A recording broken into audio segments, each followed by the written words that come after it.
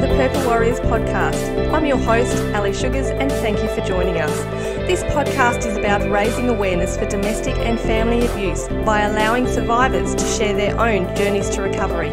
You will find practical yet powerful information and tools that you can immediately implement into your own journey to recovery. You will also hear information on how you can help someone you suspect may be in a toxic relationship. To support this podcast and get access to amazing bonus content, click Become a Patron for more information. If you have a story to share, reach out to me, Ali F. Sugars, on Facebook, YouTube and Instagram. Hosts and guests will often discuss sensitive topics in detail. While this is done with the utmost respect and dignity, this may cause triggers for some listeners.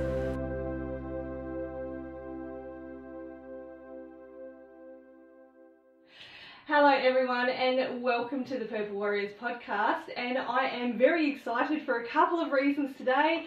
First of all, because we are doing something a little bit different and we are interviewing in person, which is very exciting, and the wonderful lady I am interviewing is Heidi Hogarth. Hello Heidi. Hi Ali. How are you? I'm great, thanks. Yeah.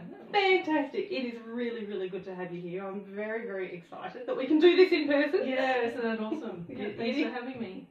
Heidi is a naturopath and nutritionist at Fundamental Health and Wellbeing, and she supports you from going from worn out and weary back to your revitalised self and helps you get your sparkle back. I love that. That's awesome.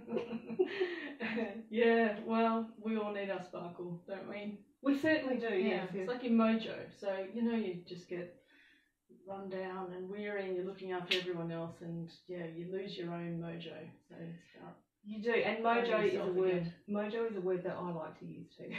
So good job. So Heidi, tell us a bit about how you came to get into this line of work. Yeah, it's a tricky question for me because I don't really know. It was just something that was always with me. I just knew, even in high school, I wanted to be a naturopath. And I hadn't met a naturopath. I don't even know where I heard of the concept. But the only influence that I can definitely say was part of my life is my dad. So dad's German, and rather than taking medicines, he would swallow the most disgusting, stinky herbal tinctures and mixtures. And so I think there's probably something, I don't know if it's nature or nurture, maybe a little bit genetic, because in Germany, natural medicine is very widely accepted and prescribed. They're used, respected, even doctors prescribe them. Oh. So I think that's just part of my makeup. I didn't actually study straight out of school. My careers advisor advised me not to. Really? So, I don't know, for whatever reason, just didn't think it was a good career choice. Wow. So I took her advice, and went on and studied a Bachelor of Arts, which, led me to a great career of working in bars and hospitality, travelling the world. But it was okay because it gave me life experience, and I don't think I would have been a good naturopath fresh out of school, so it gave me time to do some soul searching, and then I went back to study naturopathy 10 years later. That is actually really interesting. It's exciting that you say that. It excites me because my daughter, who also did an arts degree, and as you said, it led her at the moment into the fantastic world of hospitality. But now she's looking to work in health as well. So very interesting. So there you go. We've got something in common. Any education's never wasted. I always thought, it made me write good letters, good postcards home. Yeah. There you go. So it's okay. Awesome. So tell me, how did you come to start Fundamental Health and Wellbeing? Oh, that's been a long time coming. So I actually graduated about 18 years ago, and so I went on, a bit of an interesting career path for a while, but let's fast forward, and then I became a mum. Yes. And then I stopped working, so I was in a good space, but we could live on one's wage at the time. Mm-hmm. But it also it made me very aware of all my insecurities, all my psychological problems. One of my friends says that having kids is like having an ugly mirror. They reflect back to you all the things that you don't like about yourself. That's so true. Yeah. So, well, that's also true. I found I was alone. So we had moved cities. We were living in Brisbane when I was just had the baby in Brisbane. So we moved there when I was 8 months pregnant, and no friends, no family, no practical support. And it took me probably 8 to 10 months before I found any friends. Wow, that's tough. Yeah, so as a new mum, I think it's hard for all new mums, but I think I really struggled, partly because my life was good, I was staying at home, I wasn't working, I didn't have to go back to work, and we were all fine, but I didn't know what I was doing. I didn't have a clue, and I'd always suffered depression, actually, through my life. And that 10 years I was, dealt with a lot of different kinds of counselling and stuff, but I think it all just came back to hit me like a ton of bricks when I became a mum. And then I could call it postnatal depression, whereas before I was not able to. I wasn't comfortable with saying I was depressed. So when I could say, it's because I've got a baby, it was easier to bring it up and deal with it. Yeah, so having a baby, and she just never slept. Yeah. All she wanted to do was breastfeed, and that was one thing I could do, but I wasn't sleeping. I didn't know how else to soothe her. I felt like a terrible mum and a terrible person. I took that stuff really personally, so I thought I was a terrible person. And then I was also a terrible naturopath, because I have got all this health knowledge and I can't look after this little tiny thing that doesn't need much, and of course then also not look after myself. So that's when I became really interested in natural treatments of depression. So I was on my own, I had nothing else to do, and I still had to do all my reading. So I was always an avid reader, bookworm, even as a kid. So somebody handed me a book, Grain Brain. Do you know that one? No, I haven't heard of that one. Sounds interesting. Yeah, David Perlmutter. And that was the first book in a long line of reading and research about the effect of food on the brain, and how you can use food for to help your nerves and your brain health, your mental health, anxiety and depression and all of that. So that's become a big area of interest for me in my career. Which is only kind of fundamental health and wellbeing is only quite new. Yeah. Because we've had since the kids were born, so that's almost 10 years. They are 10 years. My oldest is 10 years old, but we've been travelling around a lot, so I haven't really had the opportunity to stay and set up a business. So that's where I'm at now. It's probably like the perfect time, isn't it, now that your kids are that little bit older? Yeah. Rather than, how hard would it be? I'm sure there's people in our audience who may have attempted and even be doing this, running a business with young children. Oh my God, I have full respect for working mums, especially with young kids. I just couldn't have done it. It would have broken me. I can tell you from experience that I actually, and our listeners might know this, but I actually ran a business with my husband when we had 2 children under the age of, 18 months, basically. Wow. Oh my gosh. And don't do it. Don't do it. No. A job maybe, but with a business comes so much more responsibility. And having a job and finding the time for working and looking after and childcare and things like that is, it's a lot of juggling that you have to do. That's right. Parenting in general, but definitely much easier that now they're at school and slightly less dependent, let's say. They're not really independent, but not quite as demanding. Beautiful. Beautiful. Very good.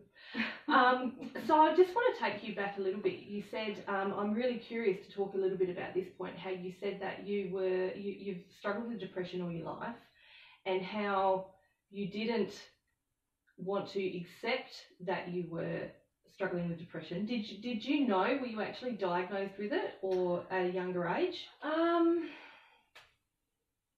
I knew that I felt terrible. Right. That I was very unhappy and insecure and shy. I was even shy as a kid, quite shy. So looking back, I think this might have been the first step. Right. That I was a worried, anxious kind of kid. Right. So was I diagnosed with depression? Not exactly, because I found it really hard to talk about. It took me a long time to realise that lots of people have insecurities. Like, it wasn't just me being a loser. So I think I was like in my early 20s before I recognised that I needed help. And then I started seeing a counsellor. And so, I don't know if the diagnosis ever came up. I just knew that I needed to address how I was feeling. Yeah. I think later, like in my later 20s, I thought, I think this is depression. But I couldn't say, oh, it's because of anything. I didn't have a reason.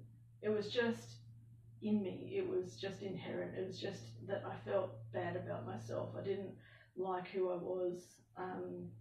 I had all those nasty voices saying I wasn't good enough, which now know lots of people do have, which is kind of that's a bit sad, really. It's a shame that we feel bad about ourselves. It is a shame, and I think a lot of it is society as well. You know, there's a lot of imposter syndrome that we call it. Yeah, exactly. Yeah. So when you actually say you were able to say that you had postnatal depression, you were able to deal with that better. You know, were you able to go and seek help for that at all? Yeah. Well, I just went to my GP. Right. Good. Great. And again went back to counsellors. So I know a lot of good counsellors. Beautiful. All over the world. So what did I do? I was quite anti-medication at first because of my natural therapies training. But I respect people who use it, and I've been in places in the meantime where I've just been so deeply down that antidepressant medication just can help you get out of a hole to then like survey life differently. Yes. From down here to oversee it a bit better, and then I could manage it again with diet, exercise, lifestyle, things like that, and then wean myself off the medication again. So That's an important point too. I think is the fact that I love that, and I wish that I had the knowledge, more of the natural side of it when I was on my medication, because I actually made the tough choice. Just as the doctor said, you have to be on medication for the rest of your life, and I went, I don't think so. So what I did was just made the decision one day that I'm not going to take it anymore. But I didn't have the knowledge that you clearly have. Right. About how to, yes, I knew that I had to eat well and exercise, but I didn't do it, and I didn't have, clearly the level of knowledge that you have and how to do it. So you didn't just stop taking it, did you? I did. I know, I was naughty. That's terrible. It is. Did you cope with that? Your doctor didn't tell you not to ever do that. I didn't go. You didn't have any rebounds and. No, I think actually it was quite amazing. I think I was quite lucky. Whereas I didn't have a rebound. Maybe I was at the stage within me mentally that it was okay to stop it. Yeah. I shouldn't have done it. So please, everyone, I'm not advocating that if you're on medication you don't want to stop taking it. Please. Go see your GP. Sure.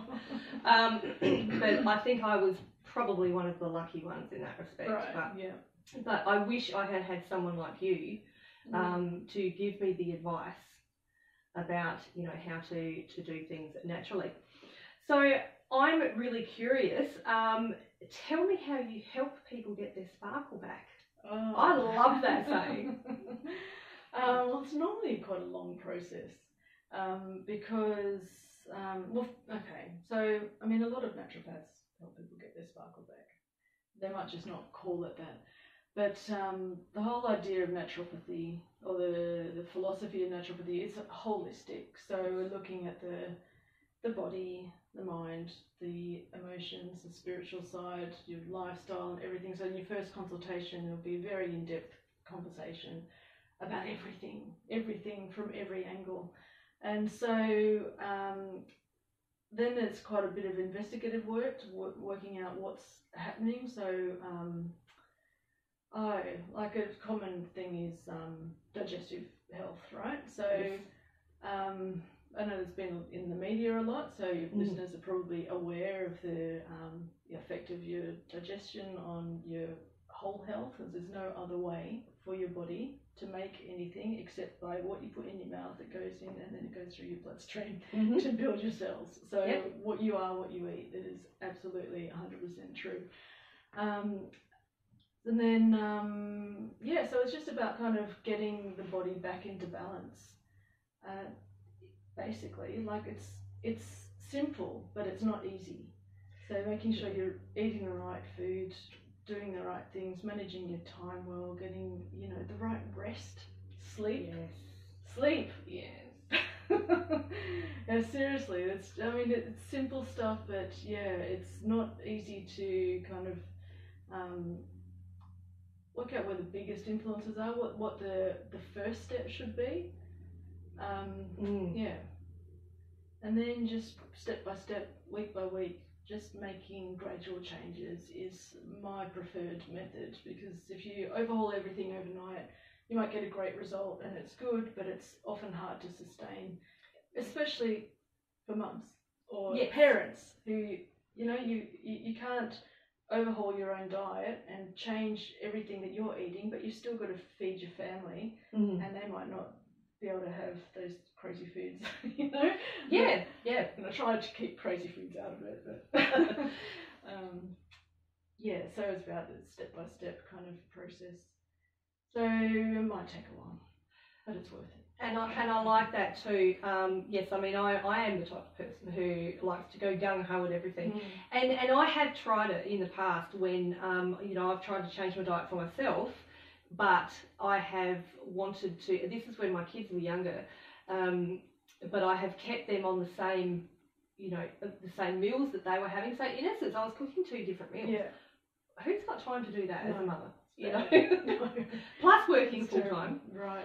So I love that you say that you do it gradually, and while yes, it sounds simple, it does take time. It's also a matter of working with your family, your lifestyle. Yep. So what are the kids eating? Maybe there's something in there that's fine for you, or you can change one meal a week that they can also eat, or finding family friendly stuff is it's really one of my strengths, because I've done it for a long time. In fact, it's funny that you say that cooking 2 meals is impossible. So I used to be vegetarian, and I was for 20 years, and vegan for about 5 of those, and I'm not anymore. So when my son, who's the second, when he was a baby, I had a toddler, so he was just starting to get onto solid foods. Then I had this toddler, my difficult baby, and she was also a fussy eater, so that was wonderful. Awesome. And my husband, who ate meat, and me, he was vegetarian. And so when the baby started eating food, I realised I'm making 4 different meals. Wow. And I just thought, this can't continue, I'm not going to do this. So scrap the purees, we're not eating that. I'll start eating meat, that's okay, because I had actually thought about it for a couple of years, and I was always iron deficient, and especially after pregnancies it can make it worse. So I had already been thinking about going back to meat eating, And so basically we all ate toddler food for a while. Oh well. Just simple food. Nothing and wrong trying to improve her palate too, to, you know, a mild curry she could accept, sometimes fried rice, and my husband and I might add a little bit of chili or something like that to it. So yeah, but getting everyone on the same food was that saved my sanity quite a lot. Oh God, I bet it did. I bet it did, and I bet I'm going to go on the assumption here that when you went from vegan back to eating meat, that you maybe introduced things gradually, like you were saying. Also, you wouldn't go straight back into it. No, right. No, after I was also travelling at the time, so it wasn't easy always to find vegan food, and living overseas a lot. So, you know, start out, fish is good, and I'll start getting back to fish. So that was one thing I always missed as a vegan, was seafood. And then I happened to be living in Thailand with seafood. It was amazing. I was living in a fishing village, in fact. It was a bit of a city by the time, but it started out as a fishing village. Anyway, they had great seafood, so I started eating seafood then. Then I moved to Germany, so brought back the eggs and cheese. Wow. And then, so eventually it's back to normal vegetarianism, and it was just a little step to have meat occasionally. You're just a jet setter, aren't you? That's awesome. I can't believe the places you've lived. It's fascinating. Yeah, well, yeah, I'm an adventurer. My parents were both travellers, and I must admit, I mean, part of it is about, I think part of the travelling was running away from myself and my emotions as well, like just getting the focus away. Yeah, but I eventually found I was still there. Isn't it amazing how it kind of all comes round? Yeah. You know? But you're right, it's certainly a holistic thing, you know, so you've got your natural health and then your mental health goes together. Right. I totally agree. Yeah, it absolutely, you know, your brain is part of your body. That's right. Yes. It's so simple, like it's obvious, but we don't look at the two together. I think a lot of the times in mental health is up there or down there, wherever it is, but separate to you know, an ache or a pain or a joint problem or a tummy ache. So, and I think it is because we think too much about it. It's I don't know why. Anyway, I'm bringing back the brain into the body. I really respect that, because from my point of view, you know, this is my thoughts on it, is that it is easy for us, you know, as people to describe physical pain. Right. Because we're used to, you know, there's no stigma with doctors who deal with or you know, who deal with the natural physical health. Yeah. But up until fairly recently, there has been kind of a stigma put on mental health. I don't know why. Yeah. You know? Yeah, I don't know either.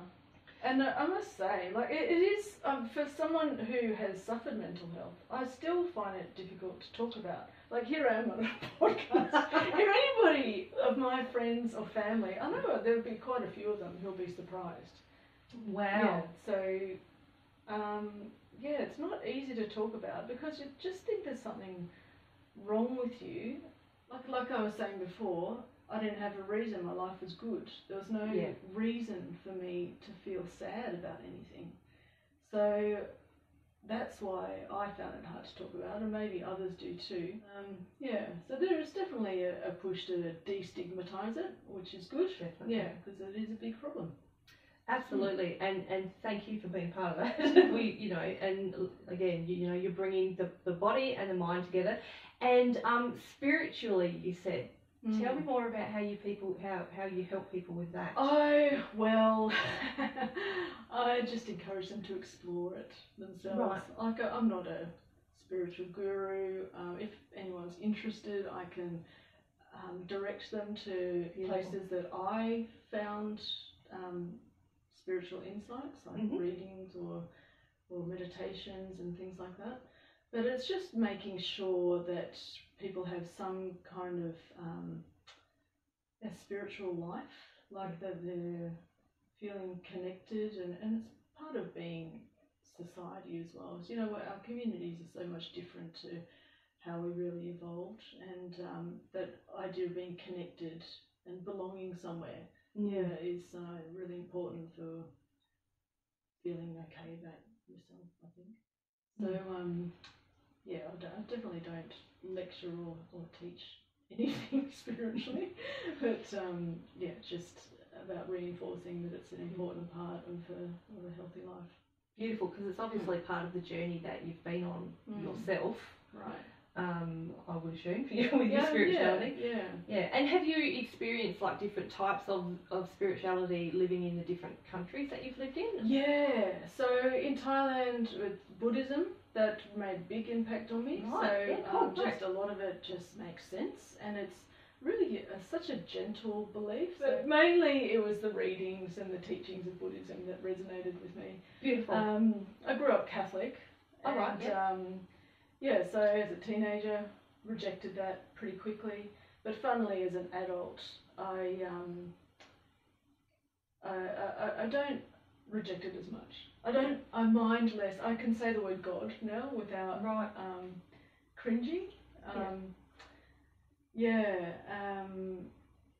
can, because the belief is different from the institution of the church, I think. Yes. So I think it's a little bit of sifting out what you like and what you don't, and I think that's true of all spirituality. So find it in so many different ways, and I mean, nature is where I connect with spirit, I think. Beautiful. Yeah, I love that. So I believe that you've got a course that you're putting together. I'd be really curious to hear more about that. Yeah, sure.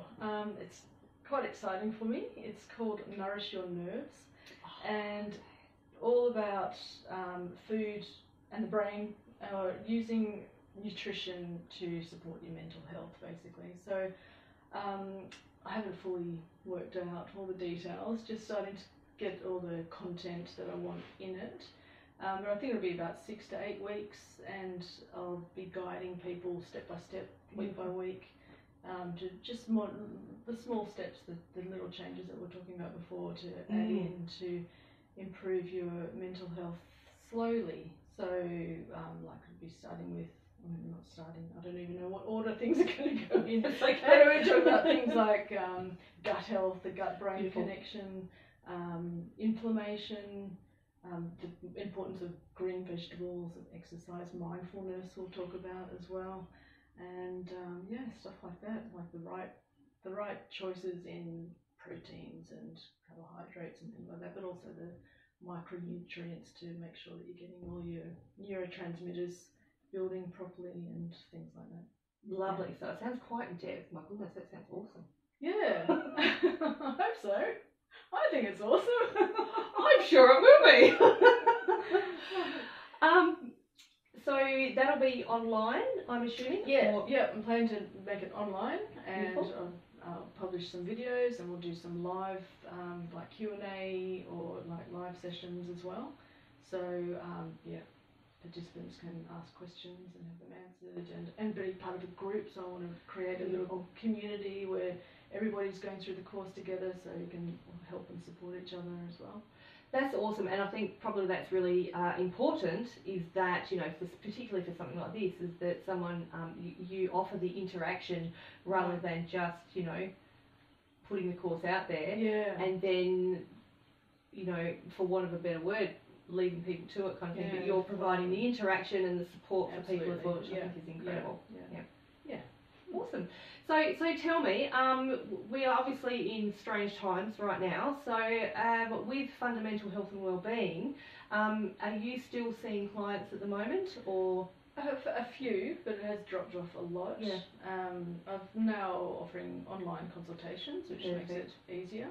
And I'd like to have clients in Adelaide, but they're coming from all over the country, which is great. But so I've been definitely doing more online consultations, and I'm starting to go back into the clinic now, actually just from last week. So just 1 day a week in the clinic and 2 other days doing consultations as well. Well, thank you so much for coming on today, Heidi. Just before we go, though, I would really love you to tell our listeners how they might be able to contact you, or if you have an offer that you can put out to them. Oh, sure. Yeah. So the best place to find me would be through my website, which is www.fundamentalwellbeing.life. So, .life. Life. And I'm on Facebook and Instagram, but all the links are in the website. And one thing that your listeners might be interested in is that I've just published an ebook, which is a resource guide for, it's called 5-Minute Feel Goods. So just little easy activities that you can do to boost your mood. Yeah, like most of them take 5 minutes. If they take longer, that's better. But yeah, it's just little things that you can do. Yeah. So you can just go to the website and download it, basically. Perfect. And spoken from a clearly busy mum who knows that often we don't have more than 5 minutes to be able to do things. So. Some of them you can involve the kids in, but better not to. Let's face it. If you can get time off, that's the best thing. Even if it's only 5 minutes. Awesome. Well, thank you, Heidi. And yes, we will certainly make sure all those links are available as per usual below this episode. And thank you once again for coming on today. It's been incredible speaking to you. Great, Ellie. Thanks so much for having me. Thank you. See you again.